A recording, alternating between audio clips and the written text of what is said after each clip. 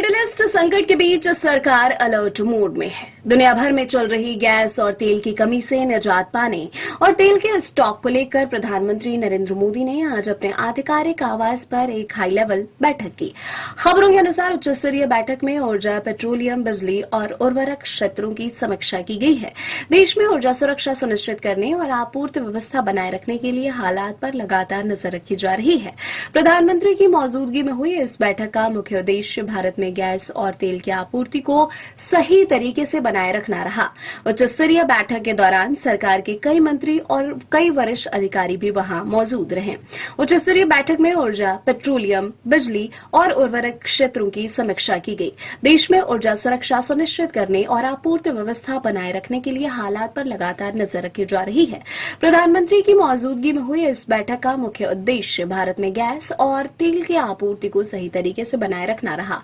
प्रधानमंत्री नरेंद्र मोदी की यह इमरजेंसी बैठक करीब 3.5 घंटे चली। इस हाई लेवल मीटिंग में सीनियर कैबिनेट मंत्रियों के साथ साथ कच्चे तेल, गैस और फर्टिलाइजर की सप्लाई चेन की समीक्षा की गई। सरकार का मुख्य फोकस युद्ध के बीच देश में ईंधन और बिजली की निर्बाध आपूर्ति सुनिश्चित करना है।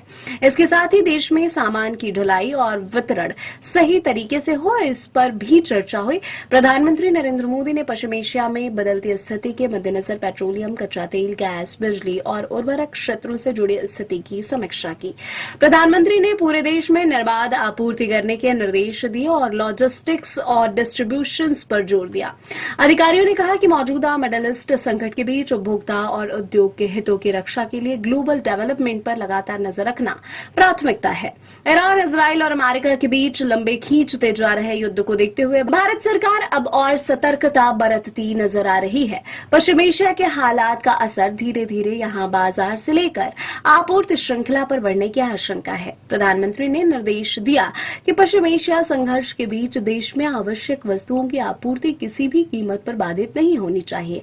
प्रधानमंत्री मोदी ने सख्त निर्देश दिए कि सरकार के सभी अंग मिलकर काम करें ताकि आम जनता को कम से कम असुविधा हो। केमिकल, फार्मास्यूटिकल और पेट्रोकेमिकल जैसे प्रमुख औद्योगिक क्षेत्र के लिए कच्चे माल के आयात के नए और सुरक्षित स्रोत तलाशे जाएंगे। राज्यों के साथ उचित समन्वय सुनिश्चित करने को कहा गया है ताकि महत्वपूर्ण वस्तुओं की कालाबाजारी और जमाखोरी न हो सके।